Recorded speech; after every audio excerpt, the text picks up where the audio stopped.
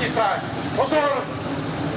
Hradní stráž, uvítání spáva. Odstřed! Zbraň!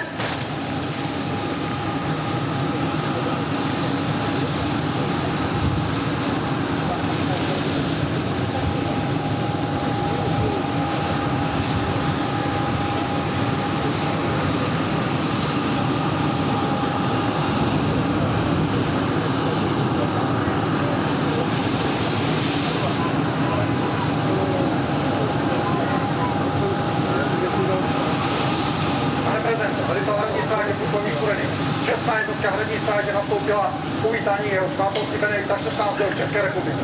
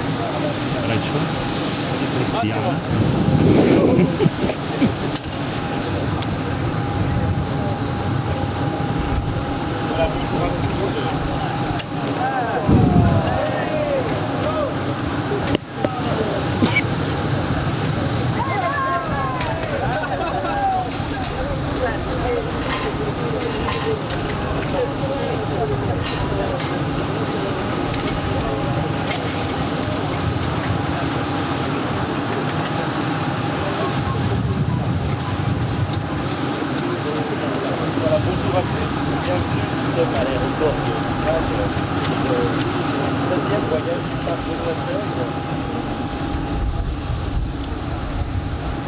Hradní stráž, k noze, zbraň!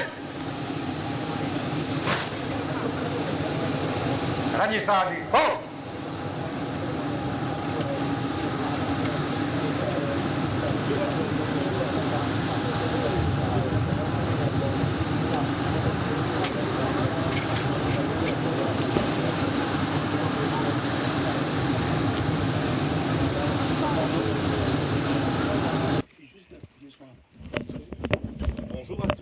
La grande nord prévalente. Pour ce voyage du pape Benoît XVI, 13e voyage du pape à l'étranger. Le pape vient d'arriver ici, à cet aéroport de Prague.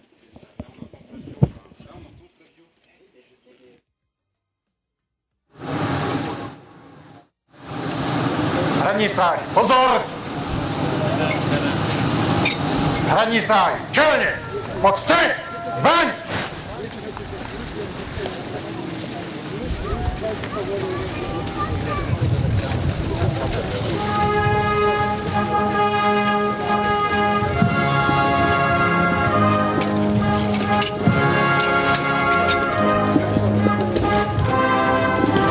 Bonjour à tous, bienvenue à Prague. Nous sommes en direct pour ce 13e voyage du pape ici à l'étranger.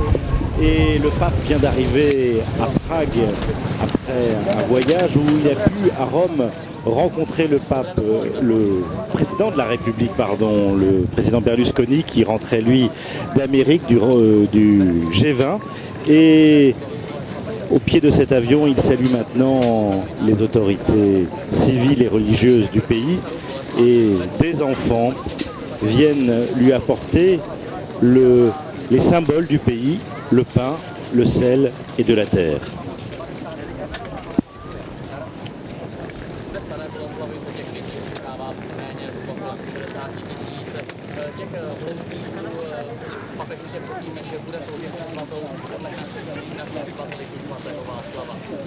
Voilà, 13e voyage du pape et le Saint-Père va visiter le peuple tchèque pendant ces 3 jours avec pour principales étapes Prague, Brno et Stara Boleslav, qui est le lieu du martyre de Saint Venceslas qui va être fêté dans ces jours prochains, qui est le saint patron principal du pays. Alors, Nous sommes 20 ans après la chute du mur de Berlin, 20 ans avec un vent nouveau qui souffle dans ce pays, et le pape, lorsqu'il a annoncé son voyage, a rappelé que la République tchèque se situe au cœur de l'Europe, et après être passée à travers les drames du siècle passé, elle a besoin, comme tout le continent, de retrouver les raisons de la foi et de l'espérance. Il est le deuxième pape, puisque le pape a souligné qu'il marchait lui aussi dans les pas de Jean-Paul II, qui a visité 3 fois ce pays, en précisant: moi aussi je rendrai hommage aux héroïques témoins de l'Évangile, anciens et récents, et j'encouragerai chacun à avancer dans la charité et la vérité.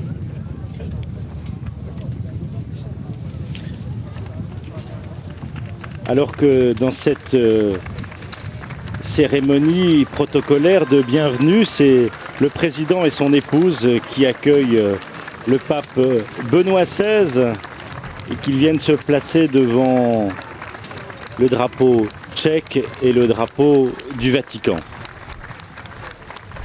La République tchèque compte entre 10 et 11 millions d'habitants. Un peu plus de 30%, un tiers des Tchèques sont catholiques, mais on sent un pays aussi marqué par l'athéisme. Nous écoutons maintenant les hymnes.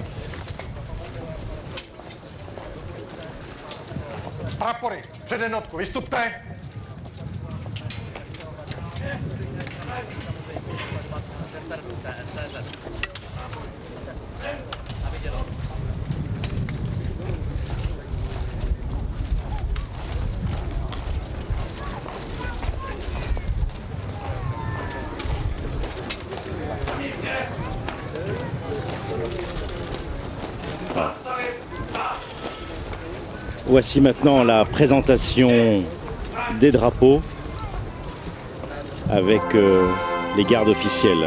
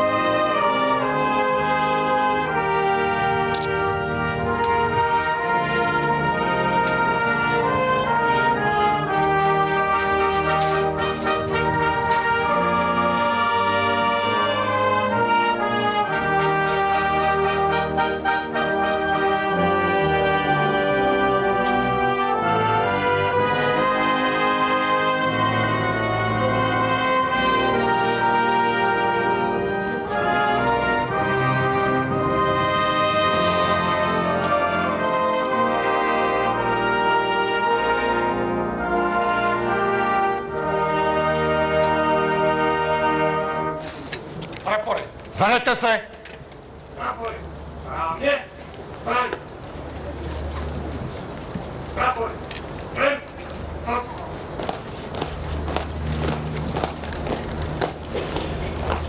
Voilà, le Saint-Père est accompagné dans son voyage par le secrétaire d'État du Saint-Siège, le cardinal Tarcisio Bertone, et le substitut pour les affaires générales de la secrétaire d'État, Monseigneur Fernando Filoni. Un seul autre cardinal fait aussi partie de sa suite, C'est le cardinal Giovanni Coppa qui est âgé de 83 ans. Et cet Italien fut nonce apostolique en Tchécoslovaquie à partir de juin 90 jusqu'à la partition du pays en 93. Et après, il fut nonce à la fois en République tchèque et en Slovaquie. Et puis après, il sera seulement le nonce à Prague. Un poste qu'il a occupé jusqu'en mai 2001. Alors ces 3 jours sont marqués par non seulement des grandes célébrations, des rencontres avec les catholiques, mais aussi la rencontre avec le monde politique, avec aussi les autres confessions chrétiennes et bien entendu aussi avec les jeunes. Alors nous allons suivre en direct sur KTO toutes les étapes de ce voyage dans ce pays au cœur de l'Europe, 20 ans après la chute du communisme, dans ce pays où, je vous le disais tout à l'heure, marqué par la sécularisation, où près de la moitié de la population se dit athée, une pratique religieuse dominicale qui est parmi la plus faible au monde. Et avant le régime communiste, il faut le dire, plus de 80% de la population était catholique. Mais nous écoutons maintenant le président de la République. Votre Sainteté, permettez-moi de vous accueillir de tout mon cœur à Prague.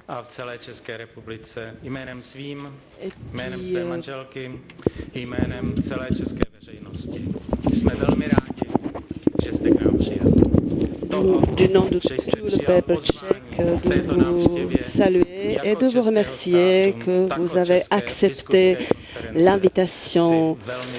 Nous considérons et nous admirons votre décision. Permettez-moi d'accueillir de tout mon cœur tous les membres de votre voyage et de vous souhaiter la bienvenue.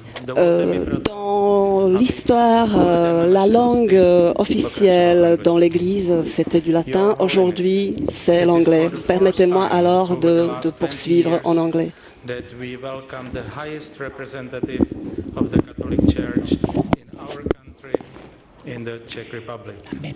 Your predecessor, Pope John Paul II, came to Prague for the first time already. Voilà, le président redit les mêmes mots qu'il a adressés en tchèque, maintenant en anglais. In our country and in our part of Europe. His other visits were also, in many respects, symbolic and memorable. Il est en train de revenir sur les visites de Jean-Paul II, qui est venu pour 3 fois ces terres. And symbolism in your today's visit. You are visiting us at the time when we commemorate the 20-year anniversary of the historic changes that were of such fundamental importance not only for the Czech Republic. Voilà, le voyage du pape se fait 20 ans après la chute du mur et du communisme, et c'est un changement pour l'Église.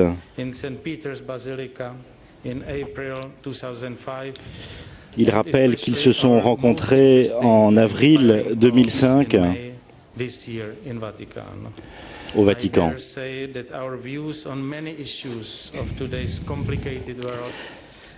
Président qui rappelle sa visite au Vatican, reçue par... That they are founded on similar principles and positions, even though we came to them from different philosophical or scientific concepts. Your Holiness, we know that you understand our country. You are also well known to the Czech people, although until this day, primarily through your Vous êtes bien connu du peuple tchèque déjà ce jour à travers vos homélies, vos livres et les articles de presse, non seulement à travers vos encycliques Caritas in Verite et votre dernière encyclique parue il y a quelques mois.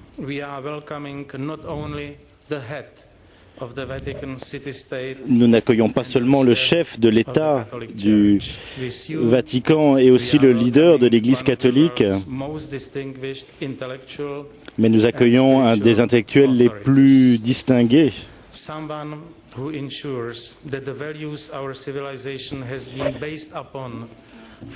Certains disent que les valeurs de la civilisation depuis plus de 2000 ans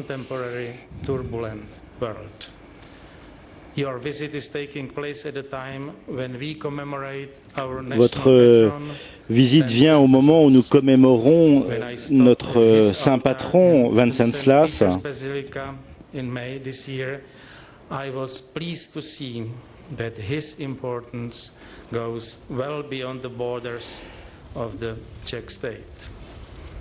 Vaše svátosti, v rámci svého bohatého programu navštívíte i další významná místa, která jsou spojena s dějinami naší země. Vaše první zastávka na cestě z letiště vede do kostela Panny Marie Vítězné. Donc notre premier arrêt, c'est devant l'église de Sainte-Marie de la Victoire, où on va visiter le petit Jésus. Vous allez partir demain à Brno, dans la métropole de la Moravie, et nous allons vous accueillir au lieu du martyre de Saint Wenceslas. Je vous souhaite, votre sainteté, de aimer votre séjour en République tchèque et de bien comprendre votre message. Soyez le bienvenu chez nous.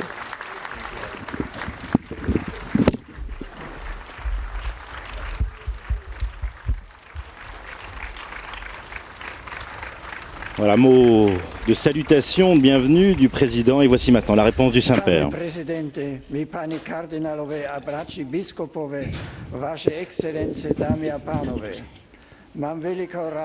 Le pape commence en tchèque. Monsieur les cardinaux, chers frères dans l'épiscopat, mesdames et messieurs, c'est pour moi une grande joie d'être ici. Je suis très heureux de pouvoir être aujourd'hui en République tchèque et je vous suis très reconnaissant pour votre accueil chaleureux.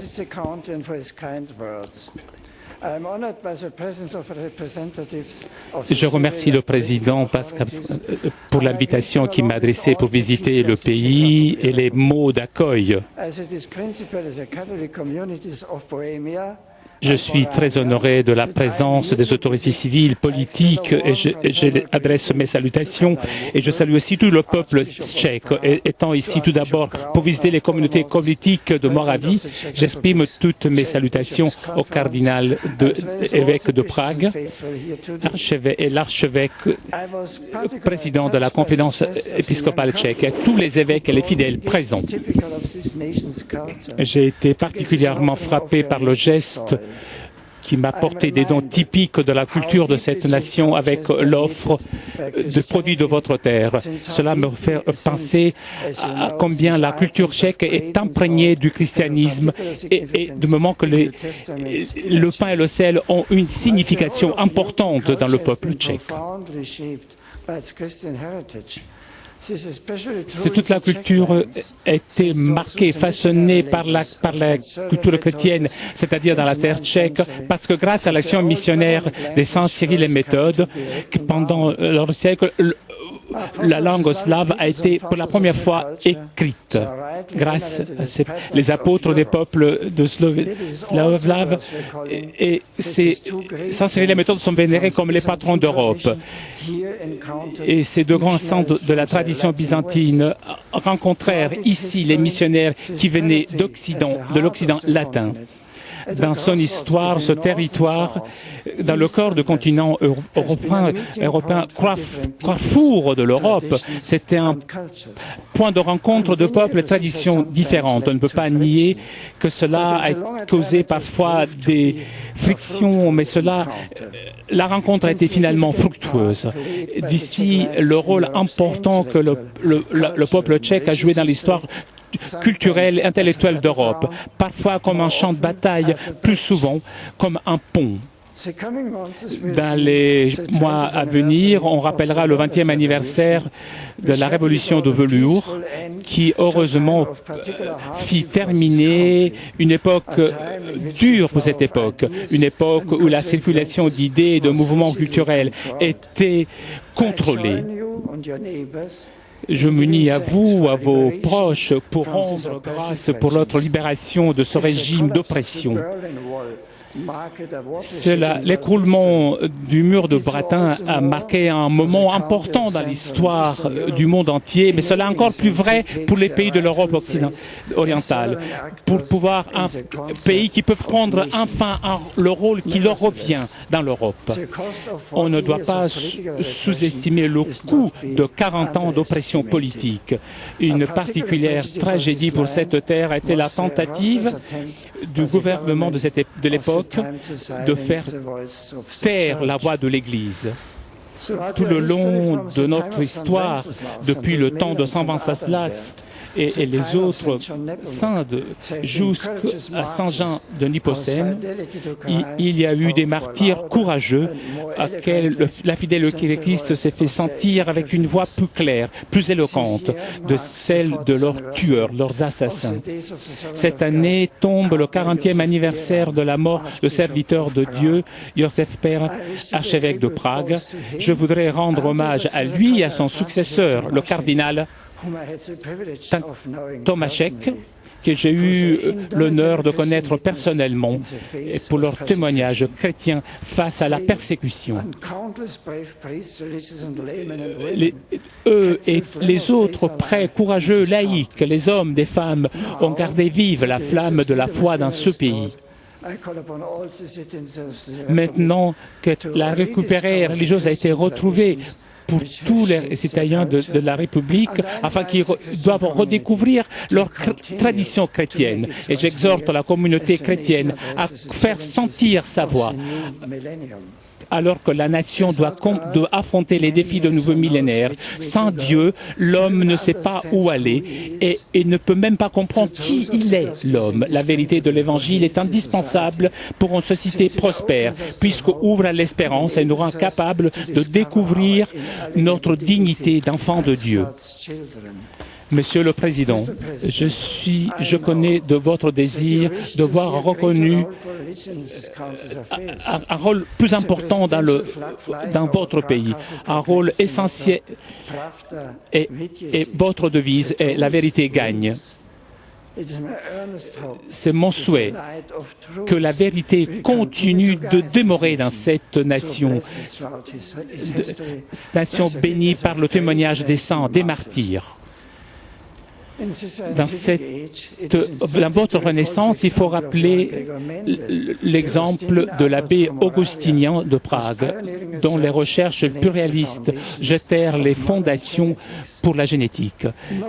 Ce n'est pas adressé à lui le reproche de son patron Saint-Augustin, qui se plaignait que beaucoup étaient plus amenés à voir les faits que chercher les causes. Le progrès authentique de l'humanité est servi justement par cette convergence entre sagesse, foi et intuition de la raison. Que le peuple tchèque puisse trouver toujours bénéfice de cette synthèse.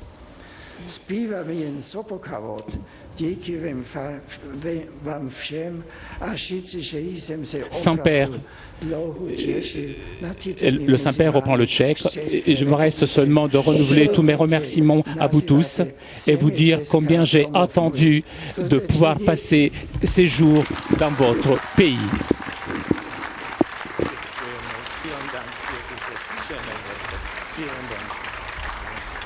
Voilà, mot de remerciement chaleureux du Saint-Père au mot d'accueil. Voilà, voyage important pour cette Église qui a été marquée par toutes ces années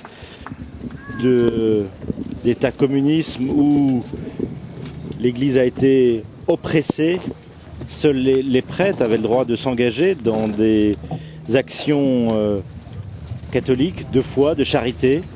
Et le Saint-Père vient affermir la foi de ses frères comme il le fait à chaque voyage apostolique.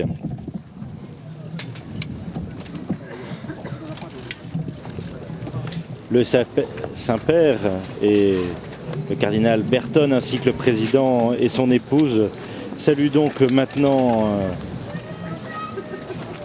les différentes personnalités religieuses et civiles du pays.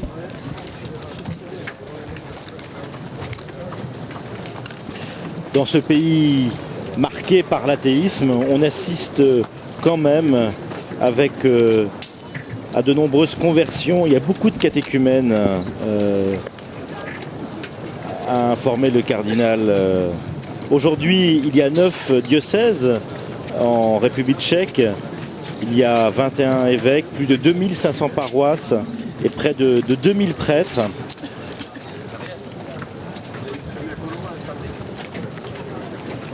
L'Église catholique anime 39 écoles maternelles et primaires, près de 5400 élèves et 33 établissements secondaires. 2000 étudiants fréquentent 7 instituts universitaires dans le pays. L'Église est très engagée aussi dans des structures caritatives. Il y a une 50aine d'hôpitaux, près de 100 dispensaires, des maisons de soins, de retraite, des orphelinats et des centres familiaux pour la protection de la vie et de nombreux patronages et centres spéciaux d'éducation ou de rééducation sociale. Alors, le Saint-Père va visiter pendant tout ce voyage des grands lieux de la République tchèque qui sont des lieux de l'histoire de l'Église, notamment la cathédrale Saint-Guy à Prague où nous serons ce soir pour la célébration des Vêpres. Et la première étape du Saint-Père tout à l'heure, c'est d'aller prier auprès de ce lieu de pèlerinage mondialement connu qui est celui du petit enfant Jésus à Prague où plus d'1 million de pèlerins viennent chaque année se recueillir auprès de cet enfant. Nous y serons dans un peu plus d'une demi-heure, bien entendu, en direct.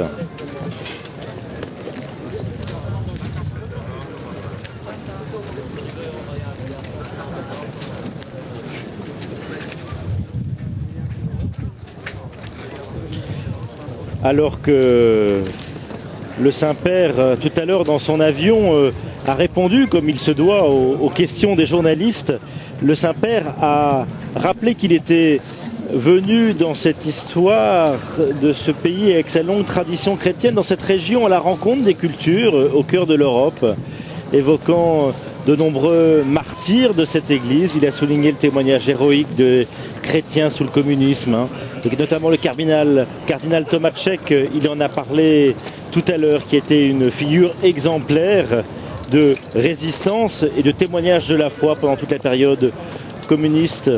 Et puis la résistance chrétienne et laïque, citant nos savants Václav Havel, qui a été président de ce pays pendant plus d'une dizaine d'années. Il a encouragé le dialogue entre agnostiques et croyants, qualifiant l'Église de minorité créative dans une société sécularisée. Alors, nous allons quitter l'aéroport de Prague, nous allons laisser le temps au Saint-Père de rejoindre l'église Notre-Dame de la Victoire à Prague et nous allons participer à cette prière du pape devant cet enfant Jésus. Alors, excusez-nous pour les petits problèmes techniques que nous avons eus au début de ce direct depuis cet aéroport de Prague.